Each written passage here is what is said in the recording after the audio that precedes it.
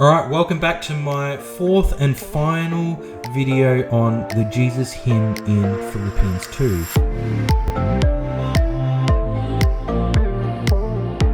And we'll be focusing on the final three verses which say, "Therefore God exalted him to the highest place," him being Jesus, "and gave him the name that is above every name, that at the name of Jesus every knee should bow in heaven and on earth and under the earth, and every tongue acknowledge that Jesus is Lord, to the glory of God the Father." So I want to bring out three interesting things from this final three verses of the Philippians hymn. And the first is that God exalted Jesus. Now this seems normal for Christians, that God would exalt someone that humbles themselves. But again, in the wider Greco-Roman world, this is unheard of. Why would God exalt someone that dies the most shameful death on a cross? So what we see here is that Jesus' exaltation, that God exalts him. And this exaltation includes his resurrection, his ascension, and Pentecost, and the fact that he received the gift of the Spirit and poured it out on the church. And so God exalts Jesus. And so this exaltation is a sign of God's approval, his vindication of Jesus and Jesus' actions. So just as Jesus has descended down to the utter hellhole of human history, which is death on a cross, and now God exalts Jesus. And so Hellerman in his commentary says this: "There is a bit of irony here, however, since God's response to Christ's self-humiliation would be self-evident only to those who shared Paul's perspective on God's subversive social economy. The honouring of a crucified doulos, that being slave, would have been anything but self-evident to pagans steeped in the social realities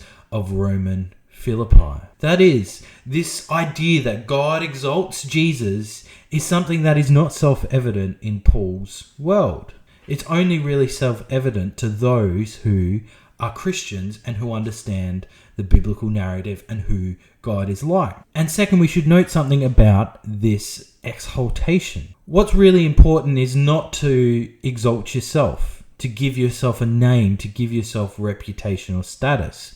What you really want in the Greco-Roman world, and I would say even in today's society, is for someone who already has a high status to exalt you. So that is, you want to be praised by someone who is praised. You want to be exalted by someone who is already exalted. You want your reputation to be built by a reputable person, right? The ultimate way to gain honor in the ancient world was to receive it from high-ranking people, right? So it's really important to note here that Jesus doesn't exalt himself, but it is God that exalts Jesus. And it's important to note here that the word Paul uses isn't just some simple exaltation. He actually says that God super-exalts him. So this isn't just a simple increase in reputation. This is above and beyond. God exalts Jesus. And how does God exalt Jesus?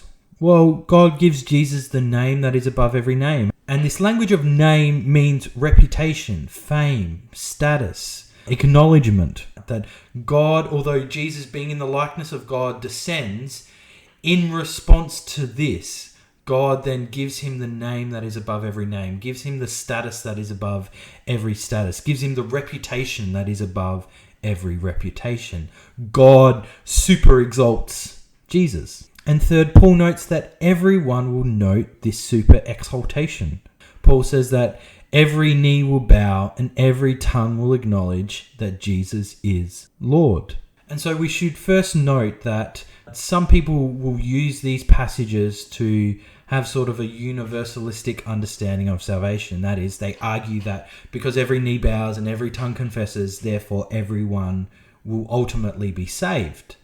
The problem here is that bowing doesn't indicate prayer. And so when people pray, they're usually standing up.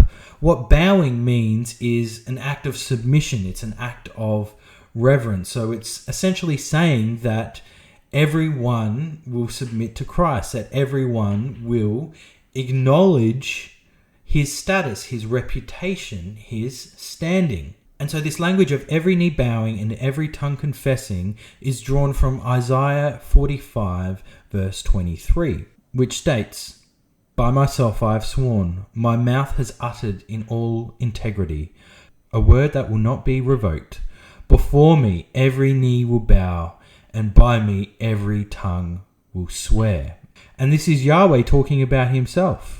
And it's interesting here that Paul then uses this language to describe Jesus, that instead of everyone bowing and acknowledging and swearing by Yahweh, now they are swearing by Jesus. And so this use of Isaiah 45:23 indicates that God will vindicate his people.